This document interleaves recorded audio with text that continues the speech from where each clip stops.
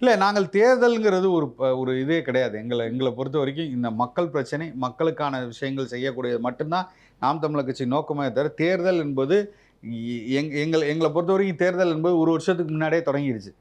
எந்த தேர்தலையுமே மிகவும் எப்படி சொல்றது, வரவேற்று அதற்காக முன்னேற்பாடோட தயாராக நிற்கக்கூடிய ஒரே கட்சி நாம் தமிழர் கட்சி தான். நாளைக்கு தேர்தல்னாலும் தயாராக நிற்போம். இது ஒரு எப்படி சொல்றது, ஒரு சம்பிரதாயமாகவோ இதுவோ இல்லை. இது எங்களுக்கு அது பார்ட்டுன்னு சொல்லுவாங்கல்ல, இது எங்களுக்கு எங்களோட வாழ்வியலோட கலந்து பகுதி தான். நாளைக்கு என்ன பிரச்சனையாக இருந்தாலும் அதுக்கு தயாராக இருக்கக்கூடிய கட்சி தான் நாம் தமிழர் கட்சி. இதற்காக ஒரு முன்னேற்பாடு செய்யணும். இதற்காக நான் சொல்லிட்டேன், இன்னைக்கு 130க்கு மேலே வேட்பாளர்களை அறிவித்து நிற்கிற கட்சி நாம் தமிழர் கட்சி. எதை பற்றியுமே நாங்கள் கவலைப்படலையே.